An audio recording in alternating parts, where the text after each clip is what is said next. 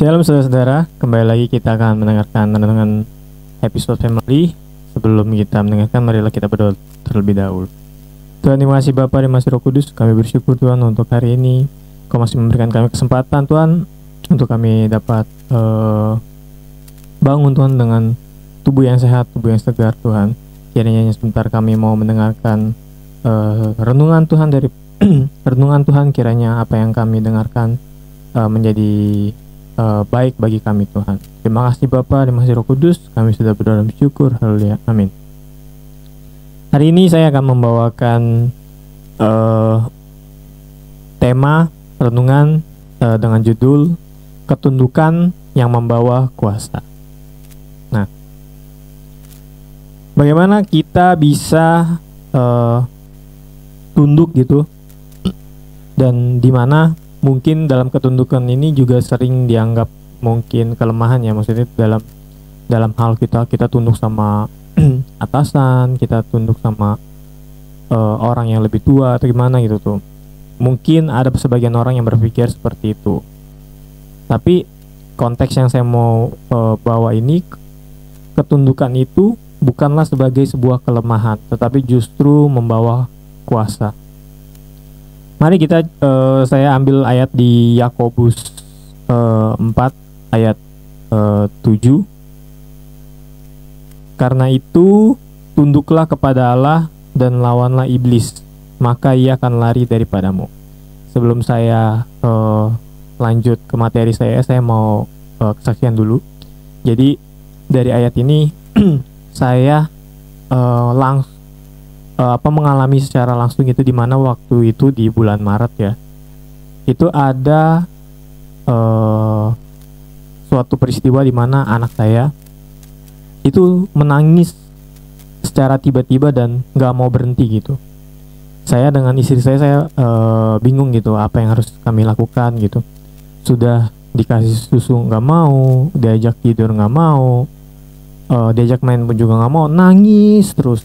Sampai nangis itu suaranya udah kencang, terus karena kelamaan sampai suaranya habis gitu. Saya sama istri saya tuh bingung, ini kenapa? Karena tumen-tumenan.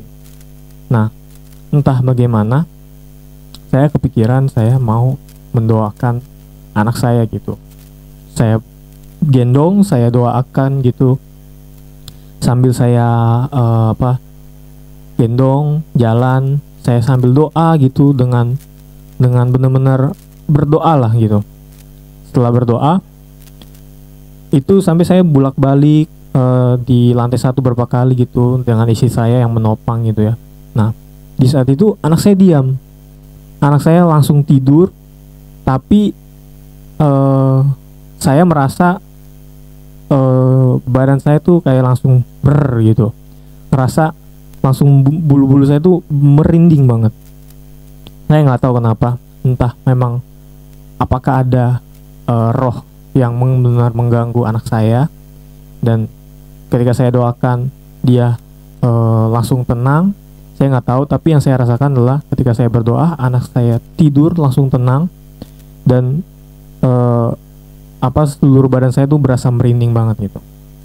Nah, disitulah saya menemukan ayat ini, ketika tunduk dengan Allah, lawanlah iblis, maka ia akan lari daripadamu. Nah, itu kejadian pertama. Nah, setelah itu ada kejadian yang kedua, sama persis, anak saya nangis, nggak berhenti pokoknya persis dengan kejadian pertama. Nah, karena saya sudah tahu gitu, saya berdoa lagi tuh di saat itu. Tapi nggak tahu kenapa, entah mungkin saya memakai kekuatan saya sendiri, atau karena dengan pengalaman saya berdoa gitu.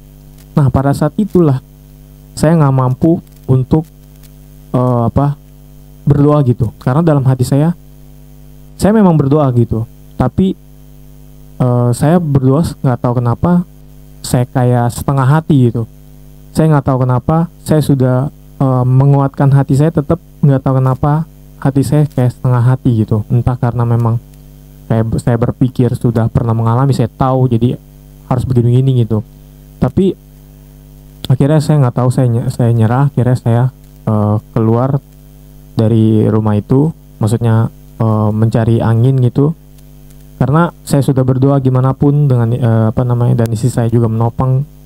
Mungkin karena dari saya juga setengah hati, saya gak bisa menangani itu. Nah, dari situlah saya paham bahwa ketundukan itu benar-benar kita harus dengan sepenuh hati kita gitu. Enggak karena kekuatan kita, enggak karena pengalaman kita pernah kayak gitu. Tuhan itu nggak mau, yang saya alami, Tuhan itu nggak mau kita itu tunduk berdasarkan mungkin pengalaman kita, karena kita pernah mengalami. Tapi Tuhan mau setiap apapun kejadian, mau dengan sama persis ataupun berbeda, tunduk dengan sepenuh hati. Jangan mengandalkan kekuatan sendiri.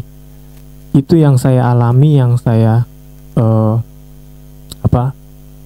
dalam hidup saya gitu. Karena waktu itu kan saya juga pernah diceritain lah sama pembina saya, sama Ko Martin, bahwa dia pernah juga mengalami hal peristiwa seperti itu. Dia berdoa, dia dilihat sesuatu gitu. Nah, saya diceritain kayak gitu, dia berdoa dan segala macamnya, kira roh itu keluar kan. Nah, saya memang pada waktu di BPN itu, saya berpikir kemungkinan saya juga akan mengalami seperti itu, tapi saya nggak tahu entah kapan dan bagaimana caranya. Dan pada saat itulah yang di bulan Maret itu saya mengalami langsung. Yang pertama memang saya benar-benar sepenuh hati, dan saya benar-benar tunduk dengan saya berdoa kepada Tuhan gitu. Dan yang kedua itu saya masih mungkin setengah hati, akhirnya saya belum berhasil gitu. Jadi dari situ saya dapat hikmat dari Tuhan bahwa kalau memang mau tunduk itu haruslah sepenuh hati, jangan setengah hati ataupun mengandalkan kekuatan sendiri. Jadi kesimpulannya adalah ketundukan itu bukan tentang kita menyerah tanpa arah gitu, tapi kita tunduk dan menyerahkan hidup kita sepenuhnya kepada Tuhan. Karena saat kita tunduk kepada Tuhan, hidup kita sepenuhnya akan ada di dalam kendali Tuhan. Dan saat itulah juga kuasa Tuhan dinyatakan sesuai dengan peristiwa saya yang pertama itu. Dan kita akan mampu melawan iblis dan menang. Jadi marilah kita menjadi pribadi yang bukan hanya sekedar percaya kepada Tuhan, tetapi juga tunduk sepenuhnya kepada Tuhan. Walaupun juga saya masih belajar, walaupun saya juga masih belum sempurna, dan saya mau terus untuk belajar bahwa tunduk dengan Tuhan itu harus penuh hati. Karena dalam ketundukan itu ada perlindungan, ada kuasa, dan ada kemenangan.